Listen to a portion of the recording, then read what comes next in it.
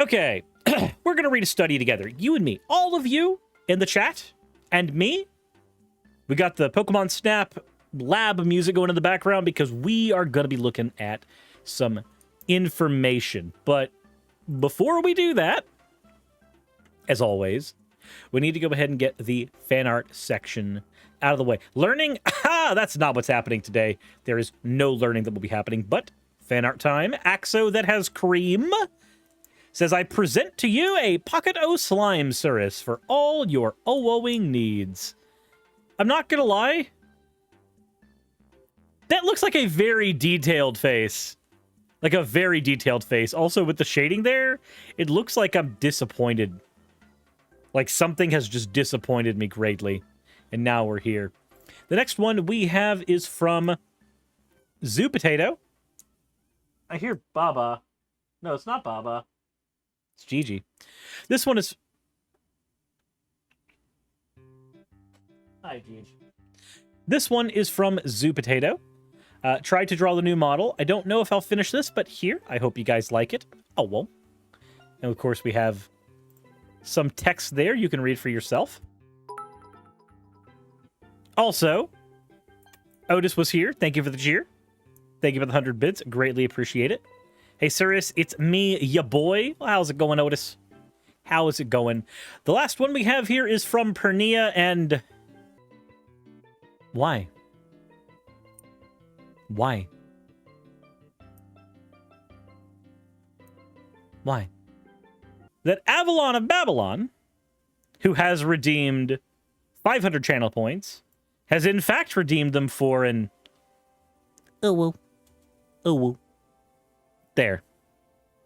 All is right in the world, and I have fixed everything. I have solved world hunger. Politics is over. We did it, everybody. We did it. Mr. Axolotl, thank you for redeeming your points as well for what has been converted into an... Oh, well. Oh, well.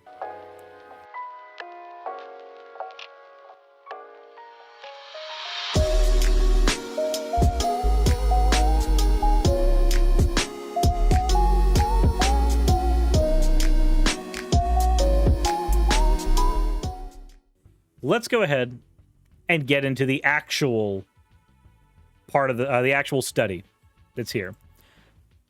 So, on Twitter, a person named JP Green said, my new study released today by @Heritage finds that easing access to puberty blockers and cross-sex hormones has actually increased youth suicide rates, contrary to the claims of the Biden administration, advocates, and flawed prior research. Now, I'll go into the rest of his tweet, but can we go ahead and talk about a couple of factors we're going to predict that he hasn't controlled for? One factor is the fact that access to puberty blockers means more trans people coming out of the closet. More trans people coming out of the closet means a higher likelihood to deal with more societal pressure. That societal pressure leads to an increase in suicides.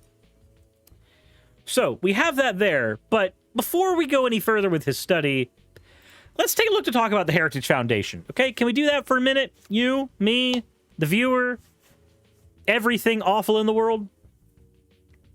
The Heritage Foundation is an American conservative think tank. It's based in Washington, D.C., Their goal is to change public policy, and the way they go about that is by doing things like paying for studies that agree with them.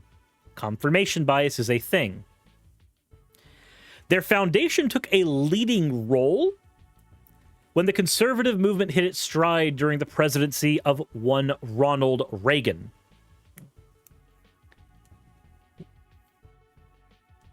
So, historically, the Heritage Foundation has a very significant influence in the United States, especially when it comes to creating public policy. It is amongst the most influential conservative policy organizations in the United States. This is one of the single most biased sources you can have. It began in 1973 when people started figuring out that you could actually make a business out of activist movements.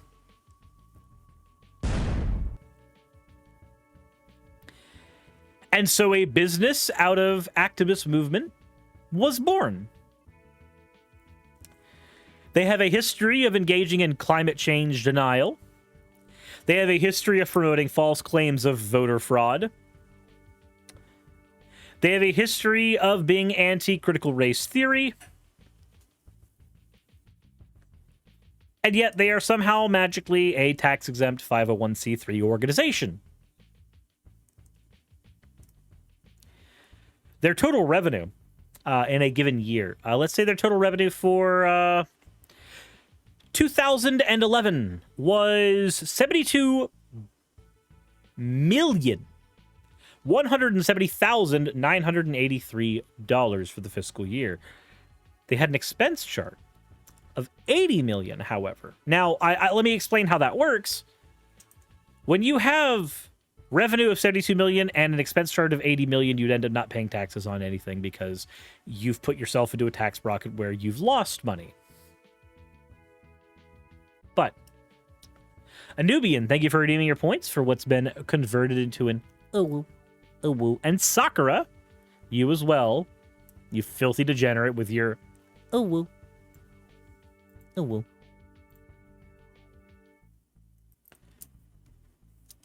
That said,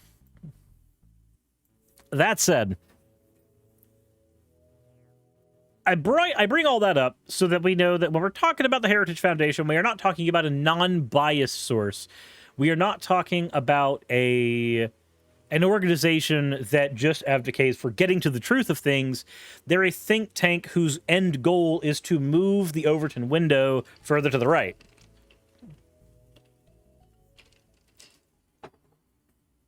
Also, yes, my pussy. Side boob. Very side boob. How are you doing today? So, let's go ahead and continue with the actual study itself before we get into the, well, we'll see. So the study is here on the Heritage Foundation. It's not actually published in an academic journal. It's just published in a report on the Heritage Foundation's gender section of their website. This is not an academic journal. This is not a place you expect to find academic literature. This is a place you expect to find pieces of information curated by, what else, a conservative think tank. Mike Posey, thank you very much for the follow. What do you do about them gay frogs? Well, my pussy. Them gay frogs. There's a lot of water, you see. And we've been making the frogs drink a lot of that water, and somehow, after they've drunk all that water, they came out looking mighty gay. The water is turning the frogs gay, you see. And what do we do about that? We feed the water to the damn liberals. Make them all gay. Can't breed. No more liberal babies. The ones they aren't aborting. Okay, I'm done. I'm done doing my Alex Jones today. But let's look at the summary here. Usually there'd be an abstract or something in an actual piece of academic literature, but instead it's written more like a tabloid article. Lowering the legal barriers to make it easier for minors to undergo cross-sex medical intervention without parental consent does not reduce suicide rates. In fact, it likely leads to higher rates of suicide among young people in states that adopt these changes. Before we continue on with that, Hellbound Hillbilly, thank you so much for the raid. Hopefully your stream went well. Let me go ahead and give you a quick shout out. Looks like you were doing Left 4 Dead 2. And hopefully your stream went well. We are in the middle of a segment, so I'm going to go ahead and continue. Regios, thank you for resubscribing.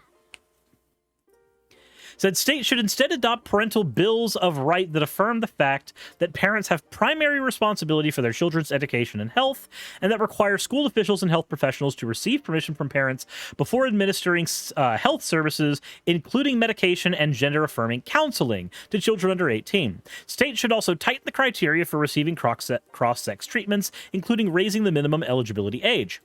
So, let's talk about some of the problems with that summary before we go any further. So, first things first, not all medical services should require parental consent. That may sound weird for me to say, but maybe I should give you an example from the Jehovah's Witnesses, who are known historically to deny blood transfusions to people who need them within their congregation, especially minors. Because the idea is that by giving those blood transfusions, they are damning their kids to hell because it makes them somehow unclean or something.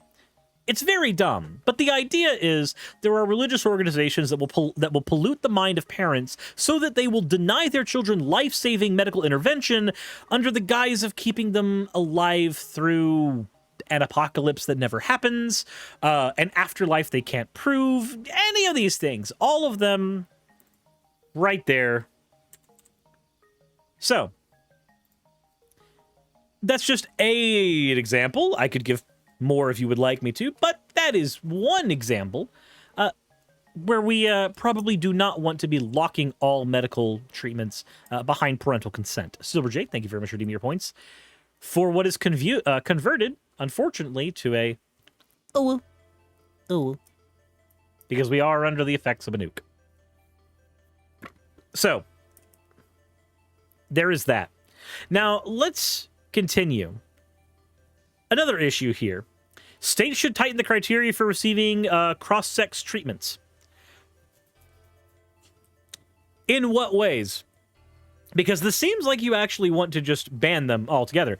The final bit, including raising the minimum eligibility age. If we're talking about puberty blockers, raising the minimum eligibility age literally destroys the ability to utilize them. The point of a puberty blocker is to be used before puberty. Raising the actual age would cancel out the ability for them to even have any use at all. Now, I understand that for Jay Green, PhD, bought out by the Heritage Foundation, that's actually the idea. That's the goal. The goal of think tanks like the Heritage Foundation is to eliminate all trans people. That may sound extreme, but think of it this way. While your average, everyday conservative on the street probably does not want all trans people removed from society, they might not even know nor care, a think tank has one goal, and that is to change public policy for a specific purpose. The specific purpose I can see here, if you make it impossible for trans people to exist in the United States in a way that is affirming to their own identity, you are thereby attempting to eliminate them in at least some form or fashion. We have a word for that. It begins with a G and ends with a, I think we fought an entire country over their attempt to do it, but who knows? There are key takeaways here. U.S. policymakers are seeking to make it easier for minors to access puberty blockers and cross-sex hormones based on the claim that doing so reduces suicide risk, a claim that has been proven to be true. Studies find that gender-affirming interventions prevent suicide fail to show a causal relationship and have been poorly executed. So, here's the thing. Typically, when people commit suicide, usually we can point to a reason why. They couldn't afford all of their bills, and we live in a capitalist hellscape. They were suffering from extreme depression, and this was the logical end result of not receiving care. In many cases, they could be at the end of their rope. In some cases, they could have had everything in their lives in front of them, but their brain would never let them feel any of that. In some cases, as has happened in my family, the law could have even been involved, where you just hit the end of that rope that way. There's a lot of reasons that somebody will do what they do in the end, but sometimes, in fact, a lot of the times, we do get some information about that. So,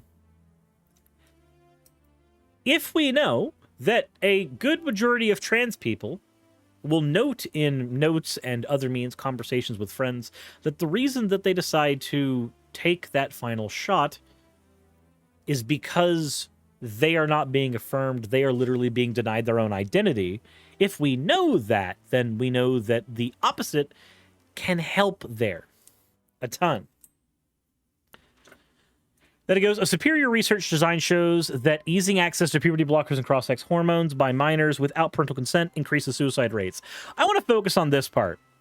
A superior research design. Let's talk about what a superior research design looks like to Jay. If we scroll down to the very first criteria used, Google search terms are used as data for this. Google search terms. Google search terms only tell you one thing. They just tell you what the social zeitgeist is currently doing. That's all they do. That is literally all they do. And yet, here we are.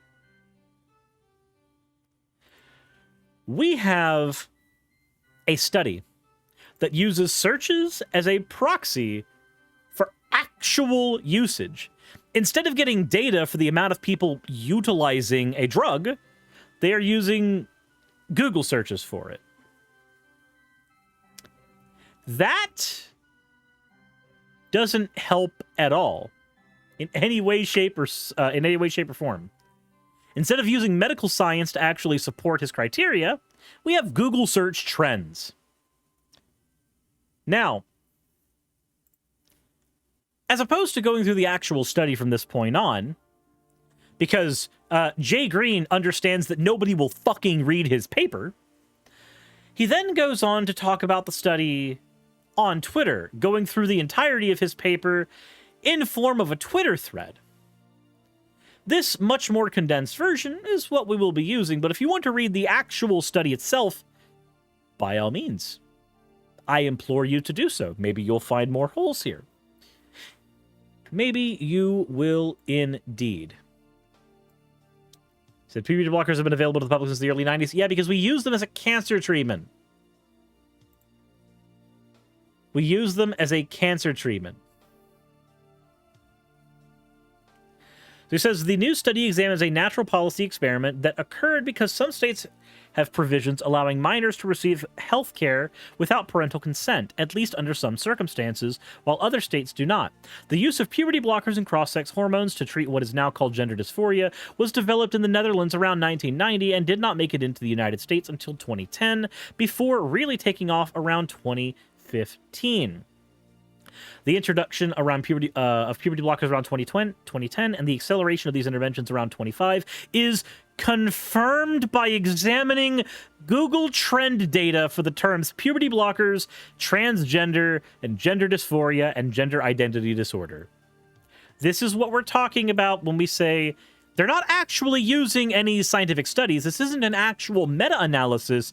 This is looking at fucking Google as if that is enough.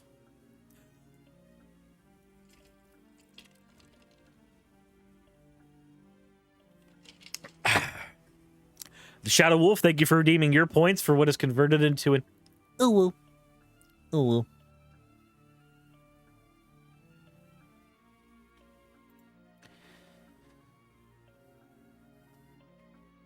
Puberty blockers were actually invented in the 1970s. They were approved for medical use in 1985. Cross-sex hormones, on the other hand, are not fucking puberty blockers.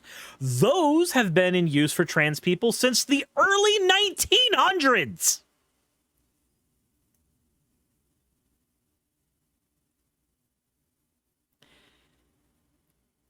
How? How are we here? How are we in this reality? How is this the timeline?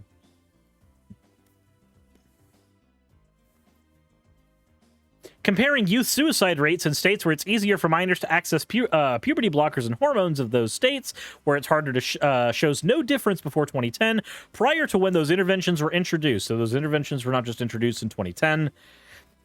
But I digress. After 2010, however, youth suicide rates increased in states where it was easier for minors to access puberty blockers and hormones relative to states where it was harder, with a dramatic spike after 2015. A dramatic spike in trans suicide rates after 2015? Holy shit, I wonder if there's anything at all that could have done that. Can we think of anything after 2015 that could have complicated this data? Anything at all? Anything in the last decade, possibly, at all, that could have made life harder for trans youth? Anyone? Anyone? Because I can think of a few. The presidency of Donald Trump, the removal of trans people from the military, the increase in the proliferation of far-right and even alt-right dipshits all around the entire world, more trans people being in the public eye, painting a target on their back so that more politicians like Marjorie Taylor Greene, who have been vocal since, well, the date's right there. Gee, I wonder, could there be anything, potentially political or otherwise, that could maybe complicate this data? Elvish Dragon, thank you for redeeming your points for what would have been that, but we're in the middle of a nuke, so... Oh, well. Oh, well. The Shadow Wolf, thank you for redeeming your points for what is also converted. Oh, well. Oh, well. Let's see here. Bathroom bills were another thing. The entire anti-SJW movement on YouTube trying to attack almost exclusively trans people and women. Gee, I don't know. I don't know if there's anything else that could have happened. What could have possibly created a dramatic spike in trans people committing suicide? Said by 2020, there were 1.6 more suicides per 100,000 young people in the states with easier access relative in states with harder access. Given that the state's average is 11.1, this represents a 14% increase in youth suicides. But hold on. Is this suicides of trans people? Or is this just youth suicides? Well, let's go ahead and go back to the study to see where he uses this chart and see if he gives any actual information there. States with minor access provisions see spike in youth suicides after cross-sex treatments become available. So, this is not an increase in suicides in trans people.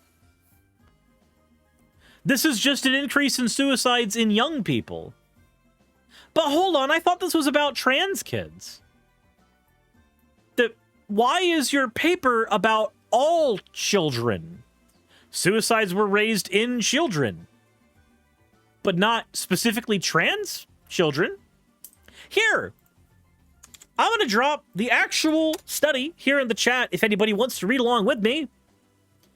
Because what I'm seeing here is that I don't give a shit what the data says about all kids. The study is supposed to be about trans kids. The study is supposed to be about people who received gender-affirming care, not just all children. How does all children suicide rate help your case at all? This is what happens when instead of having an actual cited study, you have a think tank trying to come to a conclusion and trying to get the data to fit their conclusion. The Heritage Foundation has the conclusion, trans people bad. Find a way to get rid of trans people.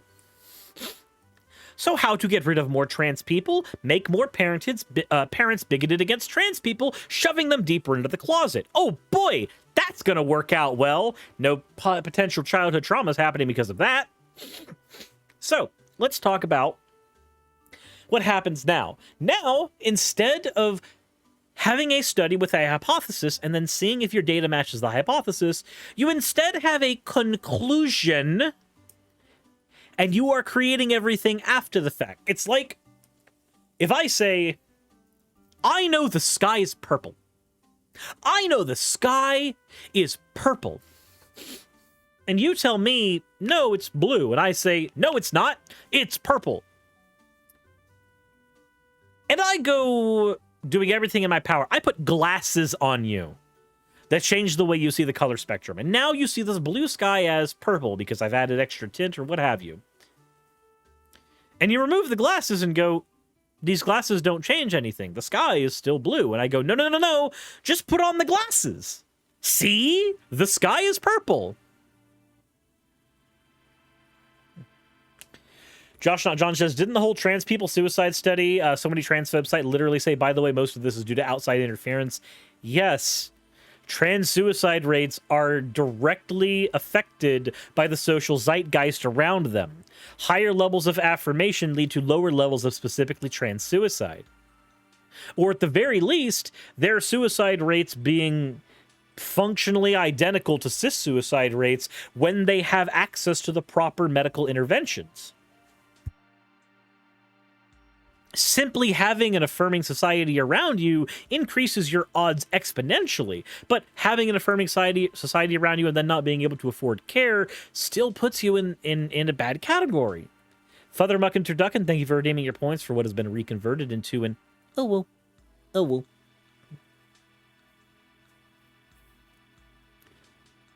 Additional suicides refers to the increase in suicide rates in states with minor access provision. Source: author's calculations based on data from the Centers of Disease Control and Prevention.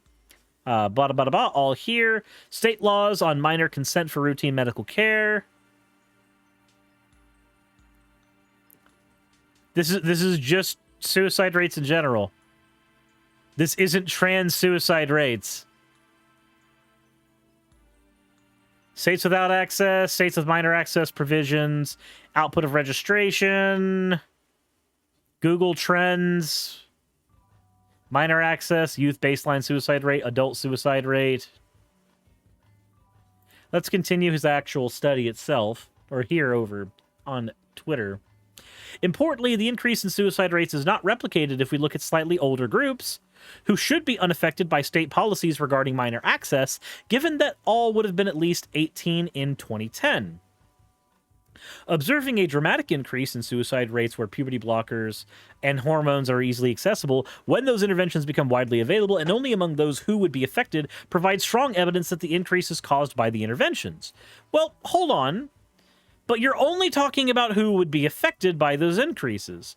But when you say that, are you talking about trans youth, or are you just talking about all youth? Well, according to the actual charts you use, you're talking about all youth. All kids. I don't give a shit about all kids. I don't.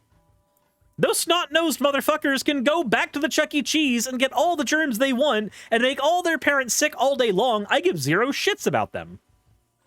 I don't.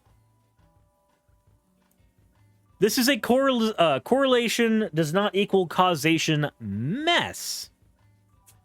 It says, by contrast, prior studies claiming that puberty blockers and cross-sex hormones are protective against suicide do not have a causal research design. There are only a handful of these studies, and they have been poorly executed. Could you cite some of those studies, please? Could you cite them? In fact, do you cite them here? Oh, no, it just ends on your tables. It just ends on your goddamn tables. Where's your actual bit of data here about those studies? It seems like you performed a meta-analysis on those studies, right? That's what it seems like, but I don't see any of that in the actual article.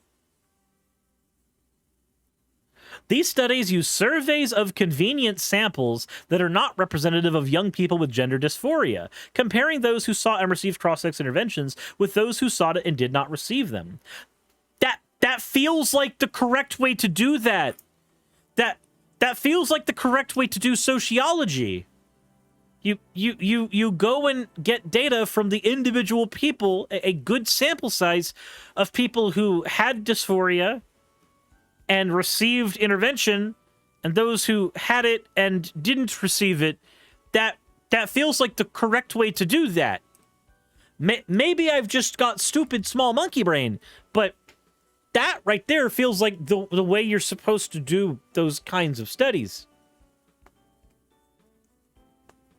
Maybe I'm incorrect. Maybe somebody in here who has studied sociology or has had fun making one of these papers or even writing a goddamn thesis could maybe tell me that I am wrong. That would be helpful. Nakibri, thank you for the 100 bits. You know, if instead of looking at a link between puberty blockers and trans kids, they just looked at a link between gun laws and gun-based crimes, they wouldn't publish that study. No. You go to Google fucking Trends to get your data. Oh, of course. We talk about those studies not being good, but we don't provide any goddamn evidence for it. The reason some people sought but did not get puberty blockers or hormones are strongly related to their later outcomes, biasing the comparison. For example, people are not supposed to get the treatments if they are not psychologically stable, which is related to later suicidal ideation. Jay, my guy, I have a question. Can you perhaps think of a variable that would cause somebody to be less psychologically stable? If they are a trans person not receiving medical care for being trans? Can you possibly think of any reason somebody might not be psychologically stable when suffering from a known medical condition and not receiving care for the medical condition? Gee, I wonder if that would potentially cause people to become maybe somehow a little bit less stable psychologically. Jay. Pernia, thank you for redeeming your points for what would be that, but you know what you did. Oh, woo. You did it. You did it. He then goes on to say, these studies do not have information on and cannot control for the psychological condition of the subjects when they sought treatments. Well, then neither can you. Finding the people with more severe psychological issues when they sought treatment also have it later does not prove the benefits of the drugs. So wait, finding that people with more severe psychological issues when they sought treatment also have it later does not prove the benefit of the drugs. Finding that people with more severe psychological issues when they sought treatment also have it later. Have what? What is the it there? Can I understand I'm a leftist. I can't do math, but I thought I could fucking read. Apparently I can't. Oh, right. I play Yu-Gi-Oh! I can't fucking read. I play Yu-Gi-Oh! I can't read.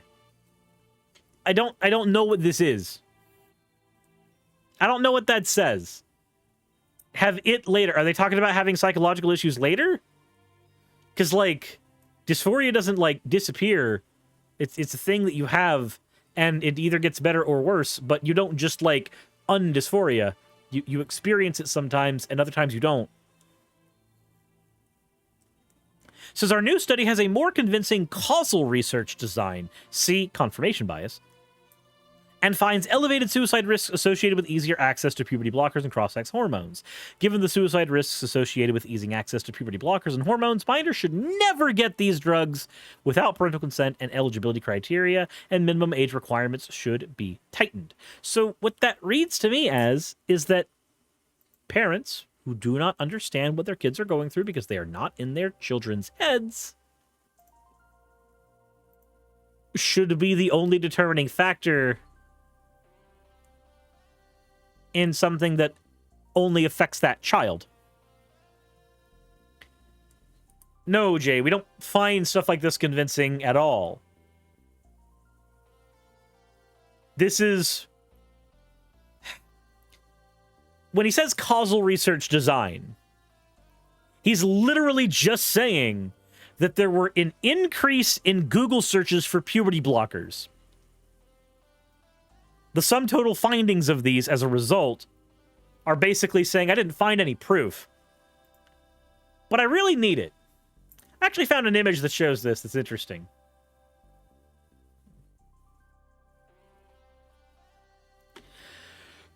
The research presented here does not directly examine whether the individuals who receive gender-related medical interventions are at a higher risk of suicide. But it does directly examine the state policies that facilitate minors accessing those interventions without parental consent, and finds that the policies raise suicide risks among young people. To believe that easier access to puberty blockers and cross-sex hormones are not the cause of elevated suicide risk in those states, one would have to be able to imagine other medical interventions that only became widely available after 2010 and would only affect young people. The lack of theoretically plausible alternatives strengthens the case for concluding that cross-sex medical intervention are the cause of the observed increased suicide rates in young people. Again, there's several other variables you need to control for. One of which, a very important one of which, is the social zeitgeist. You need to actually know what is going on socially around people, because those things happen to have a direct causal effect on people's lives. Mr. Axolotl, thank you for redeeming your points for what you know has been converted into an oh well. Oh well. This whole study is based on the idea that you can use only Google Trends and a quick analysis of CDC research, and then just dismiss a bunch of other studies that have come to different conclusions, not by including the information of those studies in your actual report, in your actual paper, but just hand-waving them away.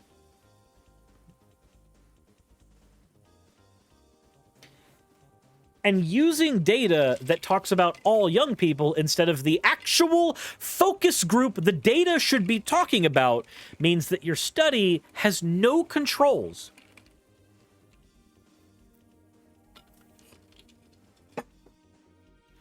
Your study has zero controls for it.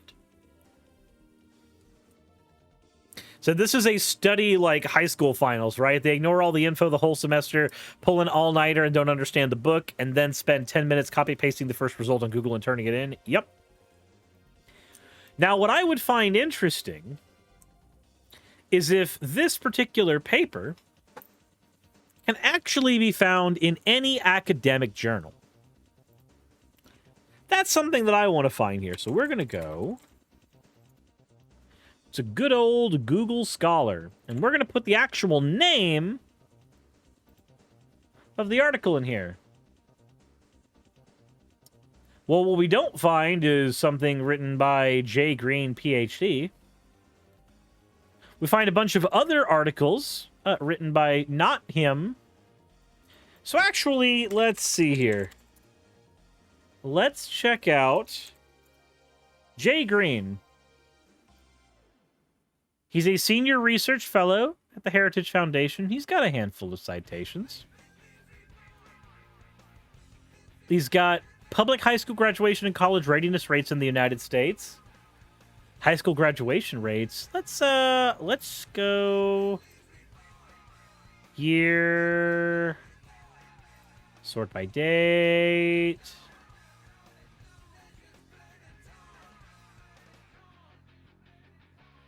Wow, your research paper hasn't been posted in shit. But let's look at the names of some of his actual papers here. He's got Time for the School Choice Movement to Embrace the Culture War, an experimental evaluation of culturally enriching field tips. That doesn't sound bad. How taxpayers subsidize university nonsense. My guy, you have a PhD. You are living, breathing university nonsense. Liska Day Babbitt, thank you for redeeming your points for an... Oh, well. Oh, well. School choice, dog whistle. Yeah, school choice is a... When people say school choice, that typically means... I mean, it sounds like you want to say, yeah, I can take my kids wherever I want. It feels great. I want my kids to go to the best school. realistically, it's about getting usually white kids out of inner city schools. That's what it comes down to a lot of the times. The merits of meritocracy, does it expand opportunity or enrich privilege or entrench privilege? Which side do you think he's going to come down on that? Inclusion delusion, the anti-Semitism of diversity. The anti-Semitism of diversity. I would like more black people in my movies, please. We would like more of them to be allowed to be actors. That would be a good thing. Yes. Did you know you hate the Jews? What? I just said another person of color in this movie would have helped diversify it a little bit. You're a Nazi.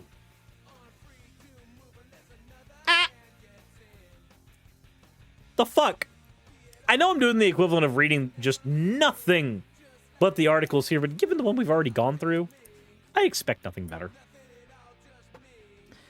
Jay, I understand that you've literally been bought by the Heritage Foundation. They are not an actual science advocacy organization.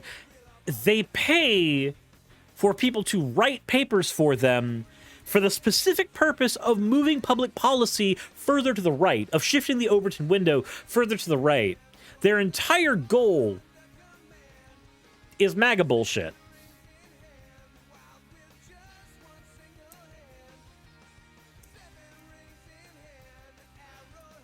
Jay, I want to say you can do better, but I don't know you. And based on what's on display here, no, the fuck you can't.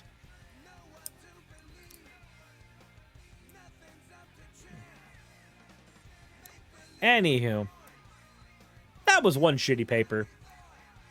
We didn't look at much of the paper itself, but he provided all of his information conveniently on twitter.com. So we got to rip it apart there in condensed form. Now, if he says something different on Twitter than is actually in his paper, then either the dude doesn't know how to write, or I don't know what his goal was with that. Pandora, thank you for redeeming your points for an ooh-woo. Ooh-woo.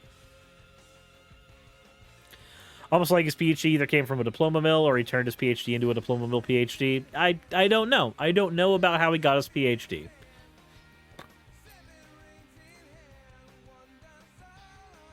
But, anyways. You guys let me know what you think in the comment section below. It's not hard to find the study. I'd like to know what you think, specifically. With that said, if you want to support my channel and what I do, please consider heading over to Patreon. I would greatly appreciate it. That shit helps out way more than you could ever know. Hit the like button if you haven't already. Subscribe if you haven't already. And as always, insert end of video tagline here.